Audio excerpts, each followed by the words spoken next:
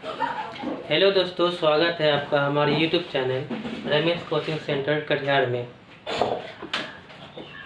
हम लोग 10th class का एनसीईआरटी सॉल्व कर रहे हैं और आज हम लोग न्यू चैप्टर पढ़ेंगे जो कि रियल नंबर वास्तविक संख्या है।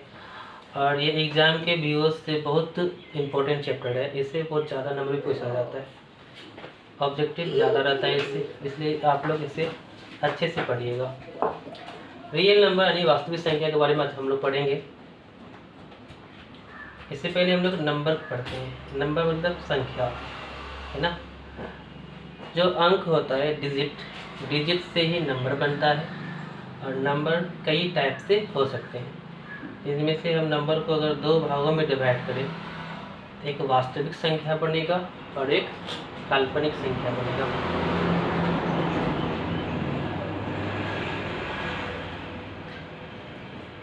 वास्तविक संख्या, ये जो वास्तविक संख्या होता है, जो नंबर प्रमेय हो या अप्रमेय हो, इसके समूह जो होते हैं वो वास्तविक संख्या कहलाते हैं।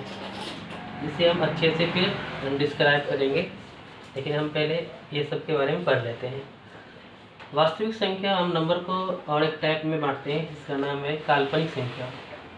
ऐसा संख्या जिसे हम कल्पना कर सकते हैं, या रूट के अंदर में अगर माइनस हो, अगर -√2 हो जाए, या रूट अंडर -2 हो जाए, या रूट अंडर -3 हो जाए, या रूट अंडर -5, यानी कि रूट के अंदर अगर माइनस आ जाए और ये अप्रमेय संख्या हो, ये काल्पनिक संख्या यानी इमेजिनरी नंबर होता है। और इस नंबर के बारे में हम लोग 11th 12th में पढ़ेंगे अच्छे से। अभी फिलहाल हम लोग 10th में रियल नंबर के बारे में से पढ़ेंगे, वास्तविक संख्या के बारे में पढ़ेंगे। ये वास्तविक संख्या होता क्या है, इससे कौन कौन से प्रश्न आते हैं और कैसे सॉल्व किया जाता है। वास्तविक संख्या में सबसे ज़्यादा प्रमेय और अप्रमेय, क्योंकि चैप्टर का ही नाम वास्तविक संख्या है और इसमें प्रमेय और अप्रमेय को पूरा क्वेश्चन बड़ा रहता है। इसमें हम लोग पढ़ेंगे कि प्रमेय संख्या को पहचानें और अप्रमेय संख्या सिद्ध करें, ये सब पढ़ेंगे।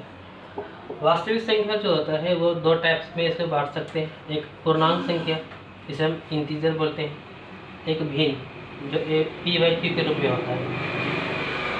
पूर्णांक में कोई भी नंबर लिख दीजिए जो पूरा होना चाहिए, ना तो पॉइंट में होना चाहिए, नहीं फ्रैक्शन में होना चाहिए, उसे हम बोलेंगे पूर्णांक संख्या, है ना। पूर्णांक संख्या जो इसका अगर एग्जांपल लेंगे तो मान लीजिए 2, 3, 4, -2, -1 है ना, ये सब क्या है, पूर्णांक संख्या है ना। और भिन्न मतलब जिसे हम p/q के रूप में लिख सकते हैं, लेकिन q 0 के बराबर नहीं होना चाहिए, इसे हम फ्रैक्शन होते हैं यानी कि भिन्न बोलते हैं।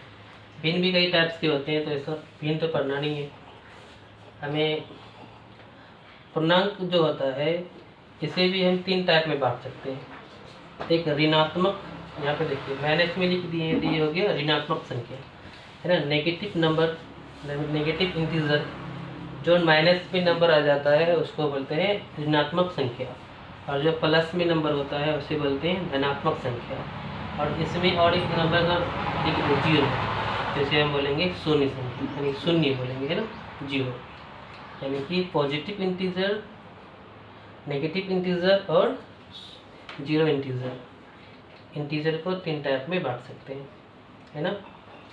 और अगर हम 0 और धनात्मक संख्या को मिला देंगे तो ये पूर्ण संख्या, यानी कि पूर्ण संख्या का डेफिनेशन होता है, जिसे हम लोग इंग्लिश में होल नंबर बोलते हैं।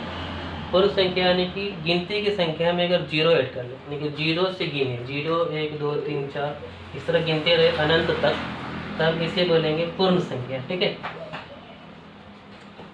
अगर 0 को छोड़ दें फिर 1 से स्टार्ट करें तो इसे बोलेंगे ब्रैकेट संख्या। यहाँ पे हम एग्जाम्पल समझाते हैं, समझिएगा। 0, 1, 2, 3, 4, 5, 6 इस तरह अगर गिनते रहे अनंत तक, तब इसे हम बोलते हैं पूर्ण संख्या। इसको इंग्लिश में बोलेंगे होल नंबर, ठीक है। लेकिन जब हम 0 हटा दें और स्टार्ट कर दें 1, 2, 3, 4, 5 इस तरह गिनते रहे अनंत तक, तब इस वाले नंबर को बोलेंगे ब्रैकेट संख्या, ठीक है। और इंग्लिश में इसे बोलेंगे नेचुरल नंबर। नेचुरल नंबर कहेंगे, ठीक है। पूर्ण संख्या को भी हम अगर बांटे तो वो पूर्ण संख्या या तो सम संख्या हो सकता है, या तो विषम संख्या, या अभाज्य संख्या, या भाज्य संख्या हो सकता है, ठीक है। सम संख्या मतलब इवन नंबर। सम संख्या वैसी संख्या को कहते हैं जिसे हम 2 से डिवाइड करें और पूरा पूरा कट जाए, उसे हम सम संख्या कहेंगे। और विषम संख्या वैसी संख्या होती है जिसे 2 से डिवाइड करें और कटे ही ना, तो इसे हम विषम संख्या कहेंगे। यहाँ पे अभाज्य और भाज्य को अच्छे से समझना पड़ेगा, क्योंकि अभाज्य और भाज्य ही डिसाइड करता है अगर रूट लगने पर कि वो अपरिमित संख्या है या नहीं है। तो अभाज्य संख्या किसे कहते हैं और भाज्य संख्या किसे कहते हैं, इसके बारे में हम अभी पढ़ेंगे। पहले इसे मिटा देते हैं।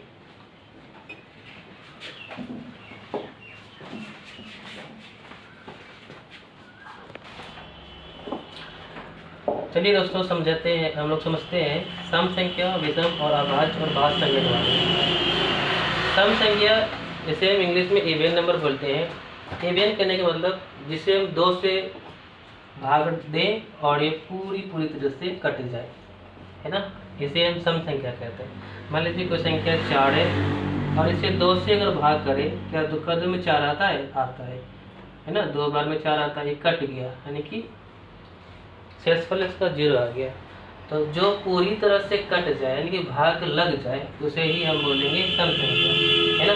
तो जितने भी सम संख्या हैं, चाहे वह कितना बड़ा क्यों ना हो, छोटा क्यों ना हो, अगर उसकी यूनिट डिजिट इकाई अंक अगर 0 हो या 2 हो या 4 हो, 6 हो, 8 हो या 8 हो, तो ये संख्या सम संख्या कहलाते हैं।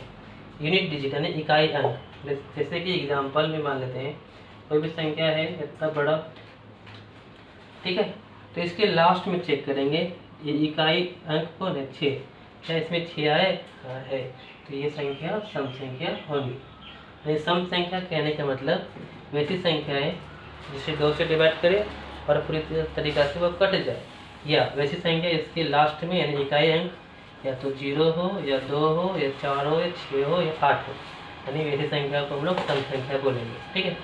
अगर ये संख्या नहीं है ना, कोई भी संख्या है इसके लास्ट में 0, 4, 6, 8 नहीं है, तो इसे हम विषम संख्या कहेंगे। जैसे एग्जाम्पल में मान लेते हैं 8, 4, 2, 6, लास्ट में 1 आ जाए, है ना, इनमें से है नहीं, तो इसे हम बोलेंगे विषम संख्या। इसको हम 2 से डिवाइड करेंगे तो लास्ट में 1 बच जाएगा, ठीक है। यानी कि 2 से डिवाइड करें और शेषफल बच जाए तो वैसी संख्या को विषम संख्या यानी ऑड नंबर कहते हैं, ठीक है। आप लोगों को अच्छी समझ में आया होगा। चलिए हम लोग अब पढ़ेंगे अभाज्य संख्या, ये इंपॉर्टेंट है, प्राइम नंबर। अभाज्य संख्या किसे कहते हैं? तो वैसी संख्या जिसे हम डिवाइड दें, है ना, वैसी संख्या जिसको हम भाग करें और वो किसी नंबर से कटे ना, किसी नंबर से डिवाइड ना हो, सिर्फ अपने आप से डिवाइड हो, यानी कि अपने आप से भाग लगे और एक नंबर से भाग लगे, यानी कि 1 से भाग लगे और स्वयं यानी कि अपने आप से भाग लगे, तो वैसी ही संख्या को हम लोग बोलेंगे अभाज्य संख्या। जैसे एग्जाम्पल में अगर हम 2 लिखते हैं तो 2 वैसी संख्या है जो 2 से ही कटता है और एक के टेबल में भी आता है, यानी इसे एक भी डिवाइड कर सकता है और 2 अपने आप यानी 2 को भी डिवाइड कर सकता है। जैसे एग्जाम्पल में हम 3 लेते हैं, 3 भी जो है वो अभाज्य संख्या है, क्योंकि 3 वो 1 से कटता है और अपने आप यानी 3 से ही कटता है, किसी और से नहीं कटेगा, ठीक है। अगर हम 4 लेंगे तो 4 जो है वो 1 से भी कटता है, 4 2 से भी कटता है, 4 4 से भी कटता है, तो ये अभाज्य संख्या नहीं होंगे। अभाज्य संख्या का कंडीशन है कि वो 1 से भी कटना चाहिए और अपने आप से कटना चाहिए, किसी और से नहीं कटना चाहिए। ऐसी ही संख्या को हम लोग अभाज्य संख्या कहते हैं, ठीक है। इसका डेफिनेशन होगा वैसी संख्या जो एक और स्वयं से कटे, किसी अन्य से न कटे, उसे हम अभाज्य संख्या कहते हैं। इसमें 2, 3, 5, 7, है ना। इस तरह 11, 13, 17 ये सब नंबर आते हैं। ठीक है, अब भाज्य संख्या किसे कहते हैं? यानी कि वैसी संख्या जो एक से भी कटे, अपने आप से भी कटे और किसी तीसरी संख्या से भी कटे, तो उसे हम लोग भाज्य संख्या कहते हैं। जैसे अभी हम 4 लिए थे, तो 4 1 से भी डिवाइड हो रहा था, 4 2 से भी डिवाइड होता है और 4 4 से भी, यानी अपने आप से भी होता है, 1 से भी होता है और किसी तीसरी संख्या से भी डिवाइड हो रहा है, तो वैसी संख्या को हम लोग भाज्य संख्या यानी कंपोजिट नंबर कहते हैं। इसका डेफिनेशन इस प्रकार लिखेंगे कि वैसी संख्या जो एक और स्वयं के अलावा किसी तीसरी संख्या से भी कटता हो, तो उसे हम भाज्य संख्या कहते हैं। ठीक है, इसका एग्जाम्पल बहुत सारा होगा। जैसे कि आप मान लीजिए 6 लेते हैं, तो 6 1 से भी कटेगा, 2 से भी कटेगा, है ना। 6 1 के टेबल में कटता है, 2 के भी टेबल में, 3 के भी टेबल में और 6 के भी टेबल में कटता है, तो इसे हम भाज्य संख्या कहेंगे। ठीक है, मान लेते हैं कोई संख्या 8 लेते हैं, तो 8 जो है वो 1 से भी कटेगा, 2 से भी कटेगा, 3 से 4 से भी कटेगा और 8 से भी कटेगा, है ना। तो यहाँ 1 तो कट रहा है, काट ही रहा है और 8 को भी काट रहा है, लेकिन यहाँ 2 और 4 भी इससे काट रहा है, तो इसे हम भाज्य संख्या कहेंगे। ठीक है बच्चों, यहाँ तक आप लोगों को समझ में आया होगा।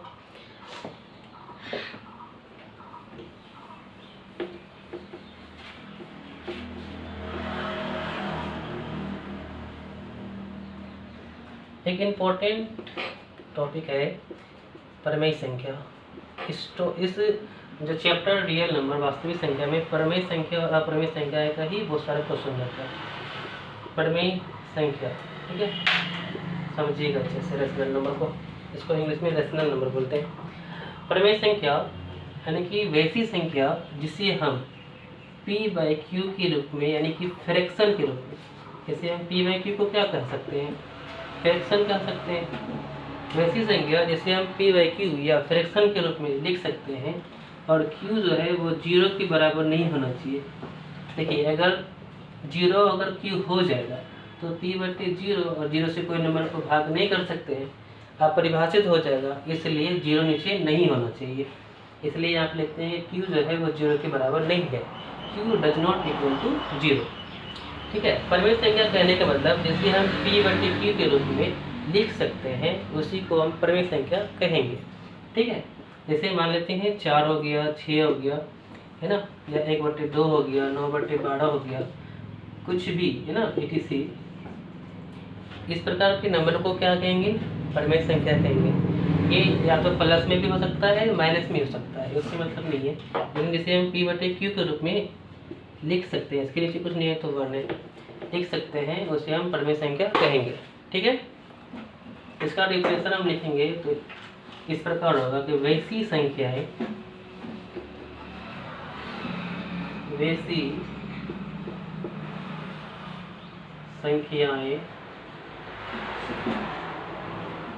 जिसे p/q और q does not equal to 0 के रूप में लिख सकते हैं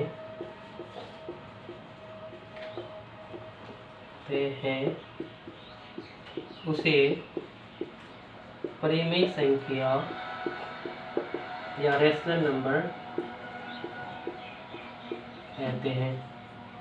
ठीक है, जिसे हम p/q के रूप में लिख सकते हैं उसे हम क्या कहेंगे, परिमेय संख्या कहेंगे। अब नेक्स्ट टॉपिक है अपरिमेय संख्या। अपरिमेय संख्या इरेशनल नंबर यानी कि वैसी संख्या जिसे हम p/q के रूप में नहीं लिख सकते।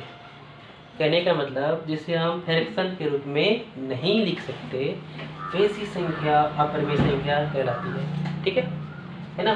अपरिमेय संख्या जितना भी होगा वो रूट के अंदर अगर रूट के अंदर जो अगर मान लेते हैं 2 ले लेते हैं, रूट के अंदर 3 ले लेते हैं, 5 ले लेते हैं, इस प्रकार की संख्या अपरिमेय संख्या कहलाती है। और अगर पॉइंट में ले ले 1 4 1 4 1 1 4 डॉट डॉट डॉट डॉट यानी कि ऐसा दशमलव में अगर बार बार रिपीट ना हो, अलग अलग नंबर आए दशमलव के बाद, इसे भी हम बोलेंगे अपरिमेय संख्या। ठीक है। अगर रूट के अंदर अभाज्य संख्या आ जाए, क्या आ जाए? अभाज्य संख्या, तो वैसी संख्या को हम लोग अपरिमेय संख्या कहेंगे। इसके बारे में डिटेल से भी पढ़ेंगे आगे के क्लास में। ठीक है। तो बच्चों आज इतना ही हम लोग करते हैं। नेक्स्ट क्लास में हम अपरिमेय को अच्छे से डिस्क्राइब भी करेंगे और सीखेंगे कि अपरिमेय को कैसे पहचानें। ठीक है। और हम लोग फिर चैप्टर में भी आएंगे, बहुत सारे क्वेश्चन को भी सोल्व करना है। आज के लिए इतना ही। Thank you so much.